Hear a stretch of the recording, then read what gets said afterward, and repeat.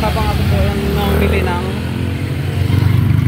ulam, ito pang adobo, nakita ko si tatay na nakalatag ng sako na tabi ng kalsada, at nilapitan ko po siya at tinatanong kung pwede bang may sama sa vlog. Sabi po niya, opo, pwede daw. Ang kailangan siya ng kariton. Nakakaawa eh. Kaya sana po mga subscribers, mga viewers, matulungan niyo si tatay. Mga kapatid, ito po si tatay ay gusto pong magkakaroon ng kariton kasi ito po ay nakalatag lang po siya, oh. At pag umuulan nahirapan po siya kahit kariton man lang. Ayan si tatay, oh. Yan lang po ang hanap buhay po nila. At sinaway na po siya ng barangay. Nakakaawa po. Sana po kung sino pong may puso, kahit kariton man lang daw. Anong pangalan niyo po, tatay? Domingo Reyes.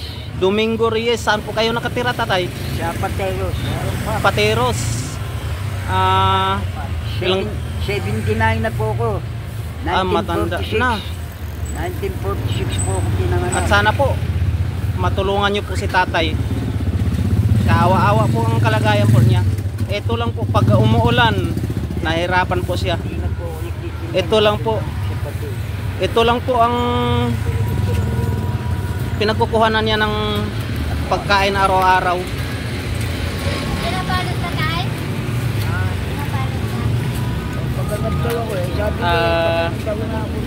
Sana po may mga magandang kalooban na magbigay sa kay tatay ng kahit kariton man lang.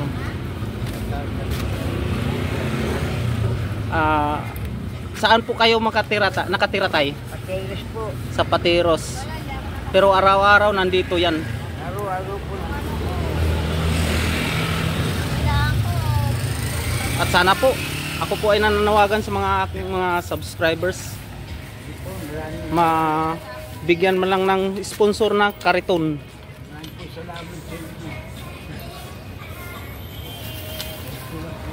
Ito lang po siya, pinapaurong na siya ng mga barangay tanod dito sa gilid. Kasi delikado nga talaga. Ito, kalsada po ito, oh. Dito lang po siya sa gilid ng kalsada, nakalatag. Siksik na po siya. Sige. Kung sakali tatay bigyan ka ng kariton, tatanggapin mo ba? Oh, sige. Matuwag pa ang kalubang ko. Napakaganda siya. Napakasalamat. Bakit dati pa pinapalis na kami Hindi dito? lang po Matagal na po siyang pinapaalis kasi nga lang, kaso nga lang wala po siyang ibang hanap buhay na para pangkain mo lang niya. Ilan po asawa, tatay?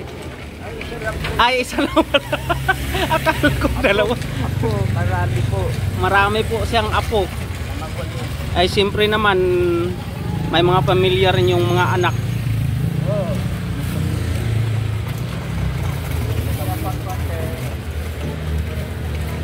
At sana po mga viewers, mga subscribers, matulungan niyo po siya.